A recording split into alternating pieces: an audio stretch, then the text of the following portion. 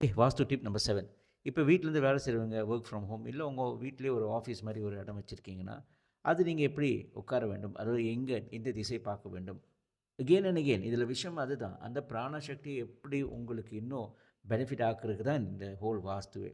Of course நம்ம வந்து எங்கே வேணால் வேலை செய்யலாம். இப்படி தான் இருக்கணும்னு அவசியம் கிடையாது. என்னன்னா இந்த மாதிரி ஃபோன் பண்ணிங்கன்னா இன்னும் உங்களுக்கு நல்லதுன்னு சொல்ல வரேன். இன்னும் ப்ரொடக்டிவாக இருப்போம். நம்ம லேப்டாப்போ, கம்ப்யூட்டர் முன்னாடி உட்காந்துருக்கு வந்து எதுக்கு வேலை செய்ய தானே உட்காந்துருக்கோம். ரைட்டு. சும்மா படம் பார்க்குறதுக்கு இல்லையே.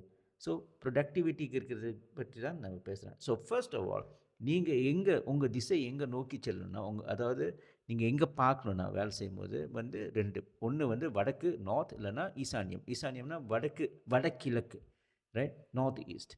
2 நார்த் இல்லைன்னா நார்த் ஈஸ்ட், வடக்கு இல்லைன்னா வடகிழக்கு என்ற ஈசான்யம் என்ற மூலையில் வந்து திசையில் வந்து நீங்கள் வந்து பார்க்க வேண்டும். உங்கள் முகம் அங்கே பார்க்க வேண்டும். விஷயம் உங்கள் லேப்டாப் முன்னுக்கு இருக்கும். ஓகேயா?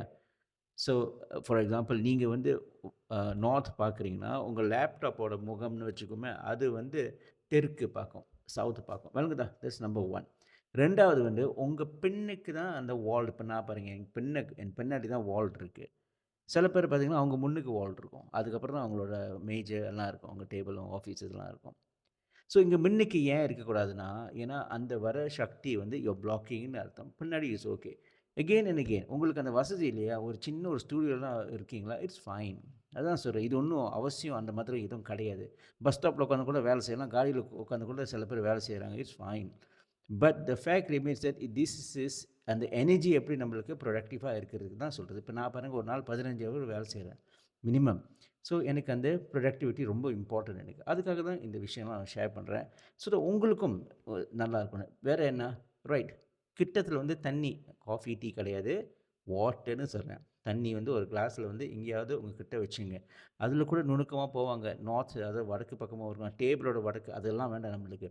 கிட்டத்தில் தண்ணி ஒரு கிளாஸில் இல்லை வாட்டர் பாட்டில் அதை வச்சுங்க. கிட்டத்தில் இருக்கிற மாதிரி வச்சுக்க வேண்டும். செடி அண்டு அதாவது வாலில் வந்து கொஞ்சம் மோட்டிவேஷ்னல் போஸ்டர்ஸு இல்லை பிரணவ ஓமா வச்சுக்கலாம்.